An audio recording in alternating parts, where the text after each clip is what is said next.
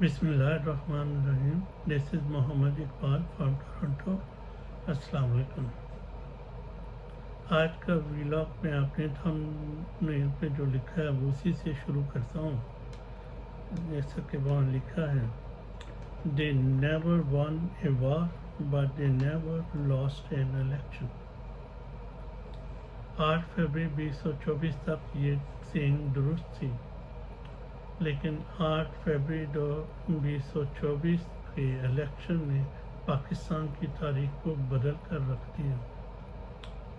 पाकिस्तान की तारीख में जब भी सिविल सुपरमेसी की तारीख लिखी जाएगी तो ये दिन एक यादगार दिन के तौर पर इसका जिक्र होगा। इमरान खान के किरदार का जिक्र होगा, पीटीआई पॉलिटिकल पार्टी का जिक्र होगा, सुनहरे हरूफ में जिक्र होगा। नई तारीख, आज के दिन नई तारीख लिखी गई। इस दिन पाकिस्तान की फौज को पहली दफ़ा इलेक्शन में इबरतनाक शिकस्त हुई और पाकिस्तान की आवाम ने ये फैसला जमहूरियत के हक़ में और सिविल सुपरमेसी के हक़ में फैसला दे दिया।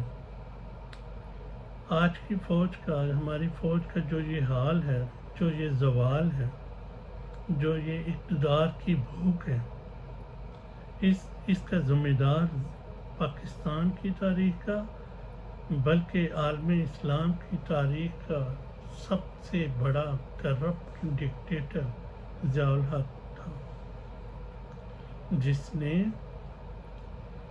अननेसेसरी तौर पर मार्शल लॉ लगाया। उस दौर में 1977 में जब भुट्टो के दरमियान और पीएनए के दरमियान मुआहदा हो गया था, उसके बावजूद उसने मार्शल लॉ लगा दिया और अगले 11 साल तक हुकूमत की। उस दौर में उसने गैर जमाती बुनियादों पर इलेक्शन करवाए और पूरे सिस्टम को करप्ट करके रख दिया। ज़ियाउल हक दौर से पहले पाकिस्तान की कौमी असम्बली के मेंबरों को तरक्याती फंड नहीं दिए जाते थे। एक लेजिस्लेटर बॉडी का, असम्बली का मेंबर का क्या काम कि वो तरक्याती बजट को यूज़ करे, को इस्तेमाल करे या उस पर नज़र रखे। ये तो लोकल गवर्नमेंट का काम होता है। अब ये जो कहानी 8 फरवरी की कहानी है, ये कहानी शुरू होती है जनरल बाजवा के सरेंडर से।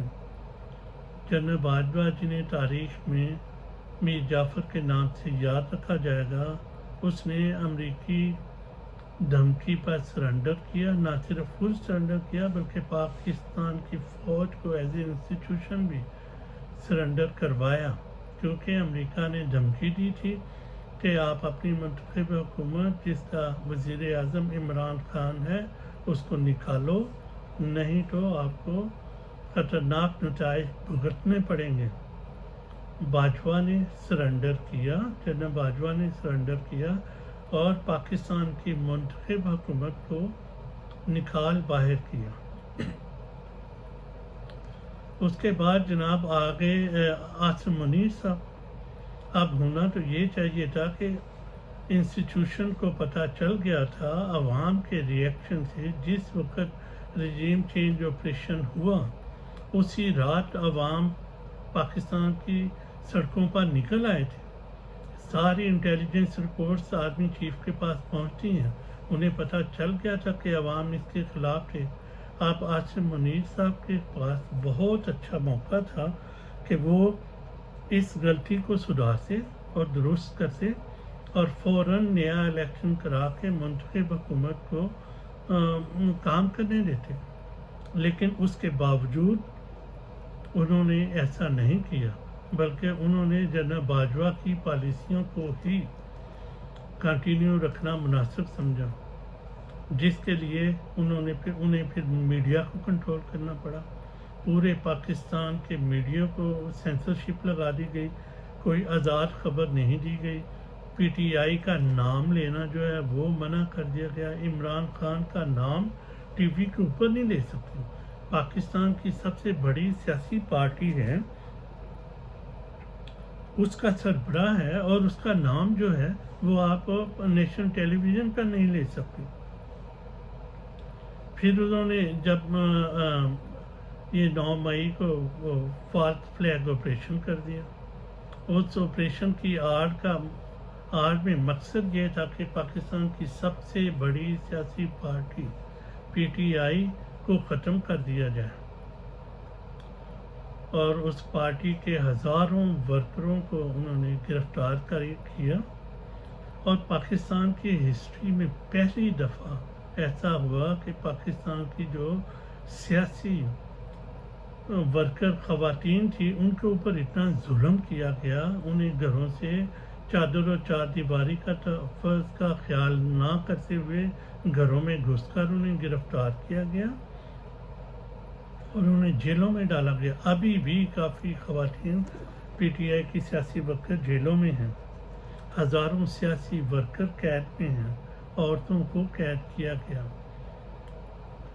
اور اب پھر اس کے بعد پی ٹی آئی کا جب الیکشن کا اناؤنس ہوا تو الیکشن کے ہر سٹیپ پہ پاکستان کی فوج نے انٹرفیئر کیا اور یہ میک شور کیا کہ پی ٹی آئی کے لوگ الیکشن میں حصہ نہ لے سکیں۔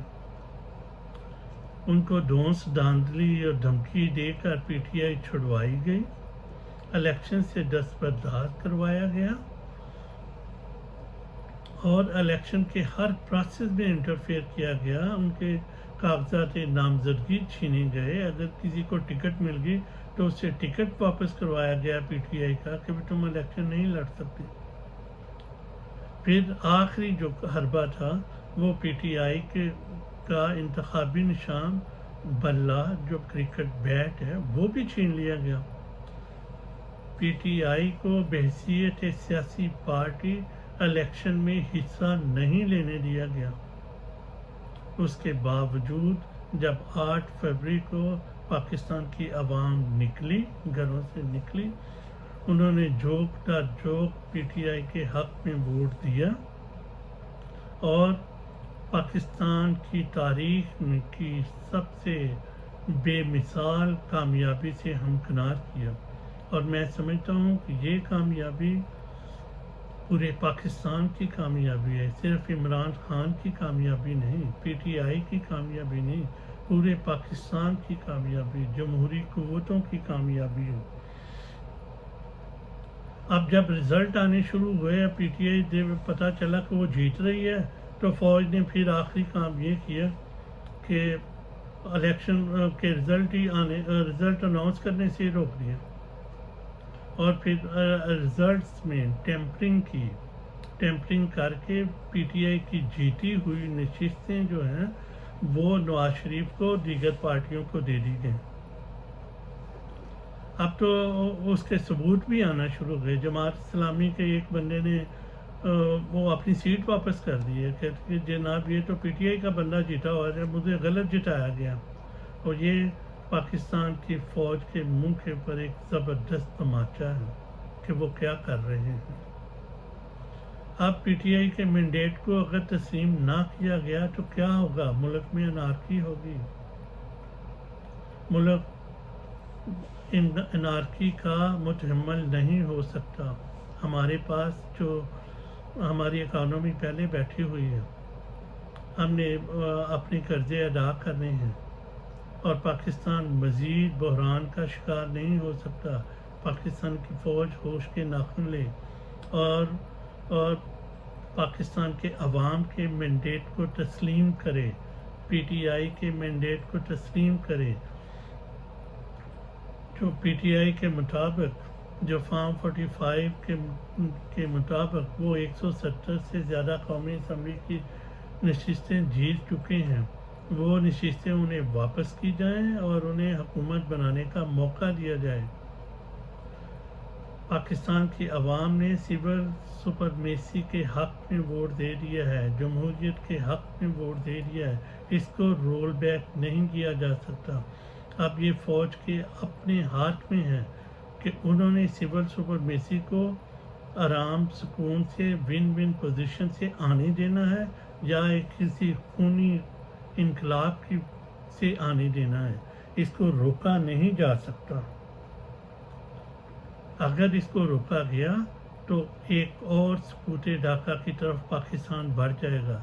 یاد رکھیں KPK نے 100% عمران خان کو مینڈیٹ دے دیا ہے.